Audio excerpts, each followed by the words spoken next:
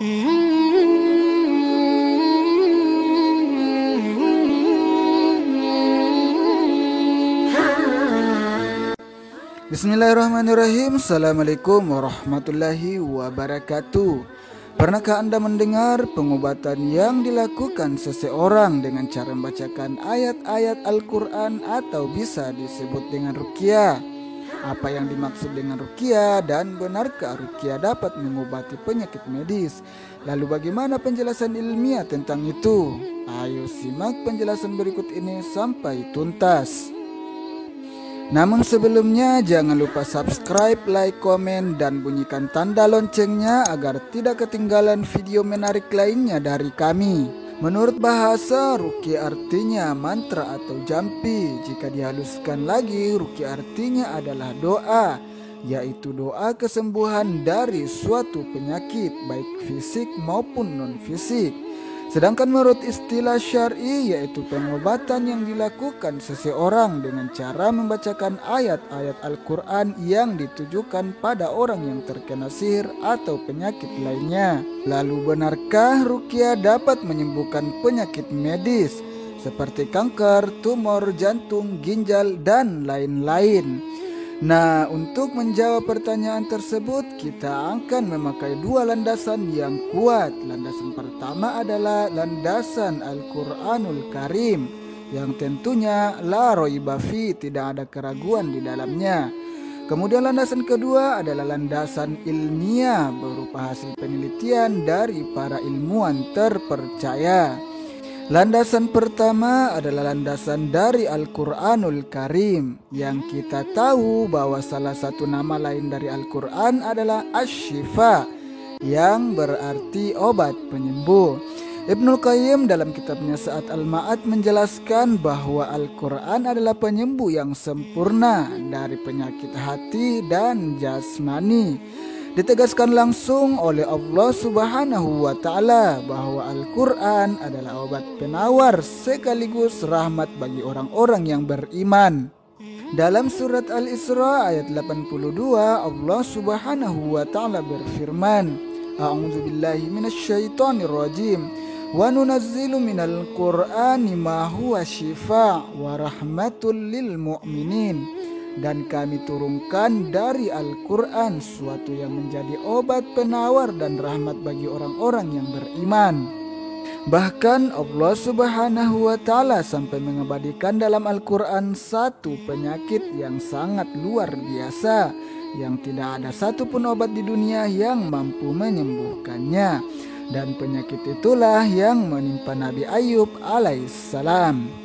Dikisahkan bahwa tidak ada satu pori-pori pun dari tubuh Nabi Ayub alaihissalam yang selamat dari gerokotan ulat-ulat atau belatung, kecuali kalbunya, dan itu diderita selama 18 tahun.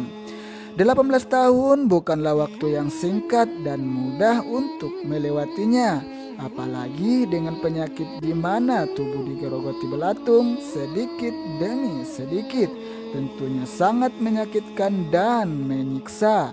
Ditambah lagi tidak ada obat yang bisa menyembuhkannya pada saat itu. Lalu Nabi Ayub alaihissalam berdoa kepada Allah Subhanahu wa Ta'ala, sebagaimana firman Allah Subhanahu wa Ta'ala dalam surat Al-Anbiya ayat 83. A'udzubillahi minasyaitonirrajim. Wa ayyuba itnada rabbahu anni massani durru wa anta arhamur rahimin. Dan ingatlah kisah Ayub ketika ia berdoa kepada Tuhannya, ya Tuhanku, sungguh aku telah ditimpa penyakit, padahal Engkau Tuhan yang maha penyayang dari semua yang penyayang. Setelah berdoa, Nabi Ayub diberikan kesehatan sempurna oleh Allah Subhanahu wa Ta'ala hingga tidak meninggalkan bekas luka sedikit pun.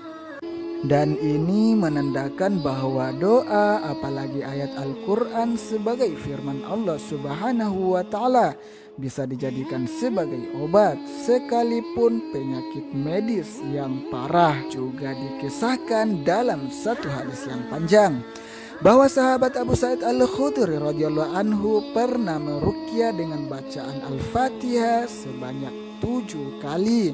kepada salah seorang kepala suku Badui yang tersengat oleh binatang berbisa. Setelah Abu Sa'id Al-Khudri meruqyah dengan surah Al-Fatihah sebanyak 7 kali, tanpa butuh waktu yang lama, kepala suku itu segera sembuh seakan tidak pernah sakit.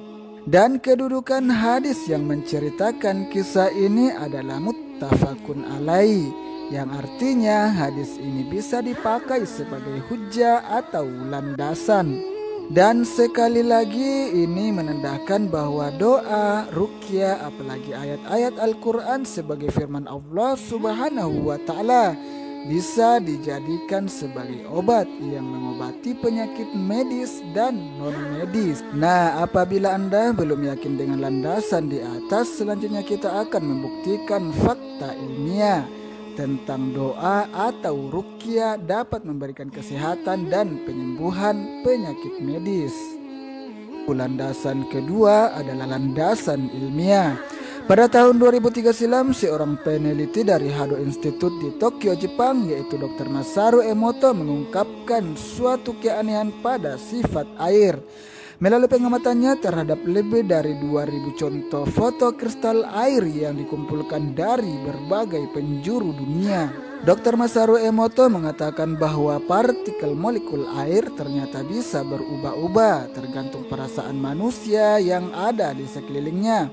Dalam penelitian, ilmuwan sains dunia menemukan satu fakta bahwa air sebagai alat perekam terbaik yang dapat merekam apapun yang ada di sekelilingnya. Sebagai contoh, sebotol air yang dibacakan kata-kata arigato yang artinya terima kasih secara berulang-ulang, maka molekul air dalam botol terbentuk menjadi kristal yang sangat indah. Lalu dicoba dengan menghadapkan tulisan kata arigato yang artinya terima kasih pada air botol yang lain, maka terbentuklah kristal indah yang sama. Selanjutnya ditunjukkan kata-kata syaiton, maka molekul air terbentuk sangat buruk. Begitupun saat musik metal diperdengarkan, maka molekul kristal air rusak dan hancur. Selanjutnya ketika diuji dengan dibacakan doa Islam, kristal indah bersegi 6 dengan 5 cabang daun muncul berkilauan. Dan ketika air ini diminum akan memberikan manfaat luar biasa bagi kesehatan. Lalu apa hubungannya dengan pengobatan ruqyah? Tahukah Anda bahwa tubuh manusia tersusun dari 70% air? Dan bayangkan ketika seseorang diruqyah dengan ayat-ayat Al-Quran, maka molekul air dalam tubuh manusia akan merespon, membentuk molekul kristal yang indah yang akan menjadi herbal alami dalam tubuh orang yang sakit.